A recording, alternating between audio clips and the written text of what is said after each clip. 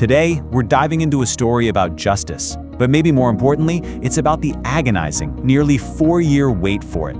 We're going to follow one man's incredible journey of survival and resilience, told through his own words, as he navigated a system that, you'll see, seemed to fail him at every turn. After 3 years and 10 months, just let that sink in for a second. That's how long one man had to wait.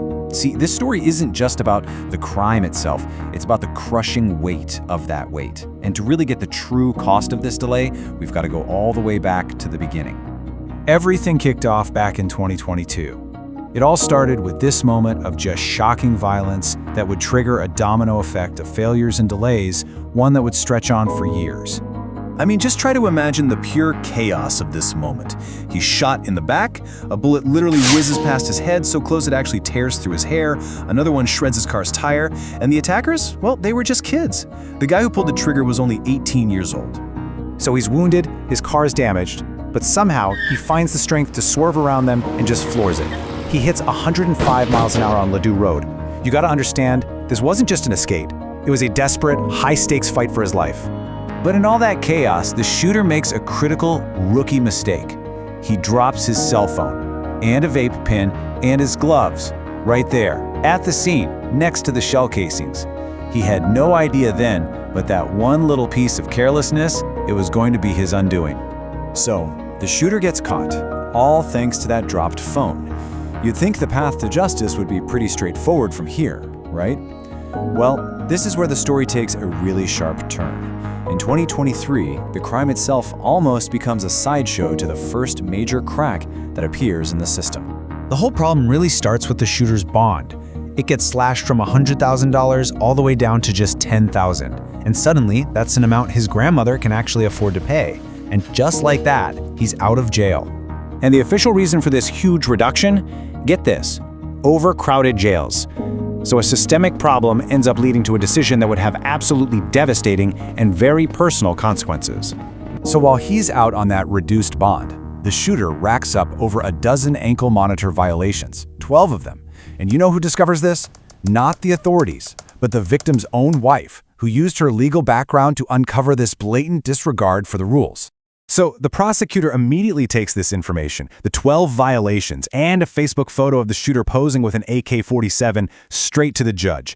But instead of issuing a warrant for his arrest, the judge just instructs the shooter to, come to court on his own. And, the outcome was completely predictable, wasn't it? Given the chance, he hacks off his ankle monitor, jumps bail, and just disappears. He is now a fugitive, totally free to go out and offend again. The consequences of that freedom were swift and they were brutal. The shooter, now back on the streets, starts a reign of terror, and the community ends up paying the price for the system's failure. Just look at this chilling timeline. In August, another carjacking, another victim shot who miraculously survives. October, a third victim is targeted. And then February 2024, at a Moto Mart, a fourth victim is murdered at point-blank range. A systemic failure has now become a fatal one. So after the murder, a huge manhunt is launched, and he's finally caught in July of 2024, when his friend's mother actually turns him in. But his capture is just the beginning of another long, frustrating wait for our original victim. This time, the system reacts very differently. The bond is set at $1.2 million. There were not going to be any more reductions, no more chances for him to get out. But justice itself? That was still a long way off. And during this whole period, the narrator points out his lonely persistence. He says he's the only victim who even shows up for the deposition.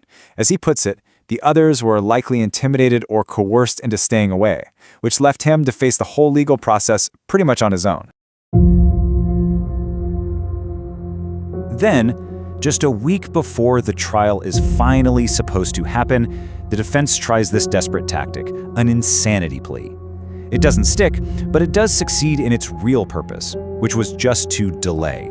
The trial gets pushed back once again, just prolonging the survivor's agonizing wait. At last, in December of 2025, nearly 4 years after the attack, the end is in sight. The defense requests a plea deal, and a date is finally set for the sentencing. So what was the final outcome? Well, 15 years for the attack on our narrator, another 15 for the second victim, and 27 years for the murder. But here's the key detail. All the sentences are to be served concurrently. That means at the same time. So really, the longest sentence is all he'll serve. And with the legal battle finally over, the story pivots one last time, away from the courtroom and back to the man at the center of it all, and how he personally reacted to the news. His response, it wasn't one of anger or vengeance.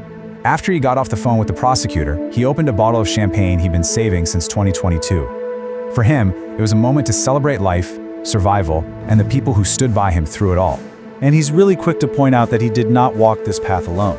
His resilience was held up by this powerful support network. His wife's legal smarts, his parents' constant support, and the friends who never got tired of listening.